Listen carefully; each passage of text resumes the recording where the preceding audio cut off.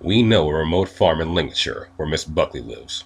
Every July, peas grow there. Do you really mean that? Yeah. So, in other words, I'd like to start half a second ago. Don't you think you really want to say July over the snow? Isn't that the fun of it? It's if you can, if if you can make it almost when that shot disappears, it'll make more. I think it's so nice that you see a snow-covered field and say, every July, peas grow there. We know a remote farm in Lincolnshire where Miss Buckley lives. Every July, peas grow there. Aren't even in the fields, you see. We're talking about them growing and she's picked them. What?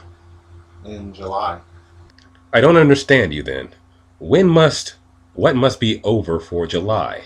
When we get out that snowy field. Well, I was out. We were onto a can of peas, a big dish of peas when I said in July. Oh, I'm sorry, Orson. Yes, always. I'm always past that.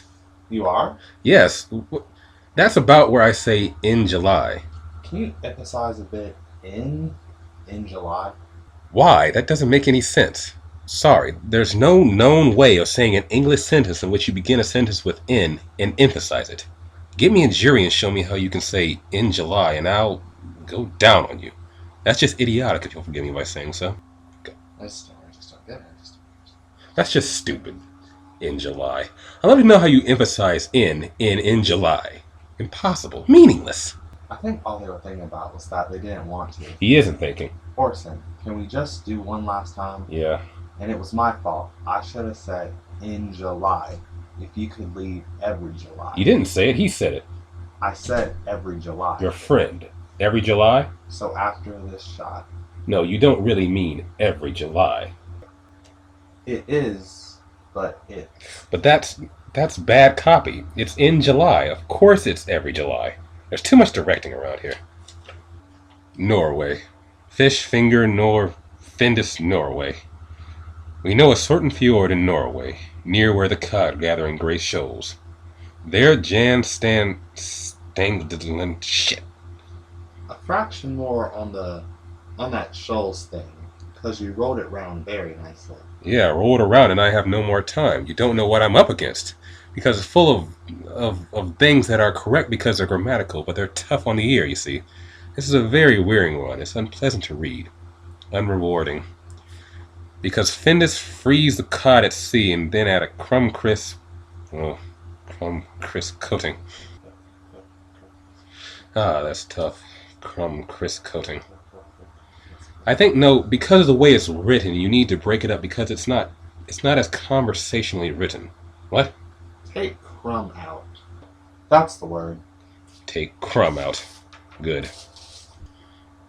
Here, under protest, is beef burgers. We know a little place in the American Far West where Charlie Briggs chops up the finest prairie-fed beef and tastes. This is a lot of shit, you know that?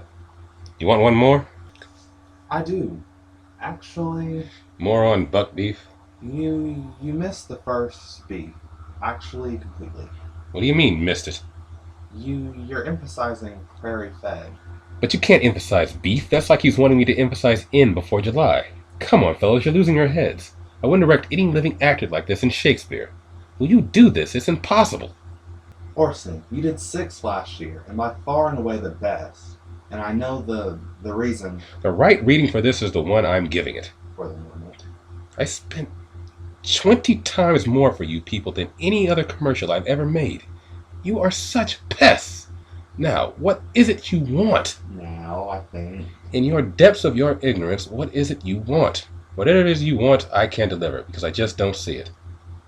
That was absolutely fine. It really was. Here, you. This isn't worth it. No money's worth listening to this. And that was Frozen Peas. Hope you enjoyed, Amy. Have a happy Thanksgiving.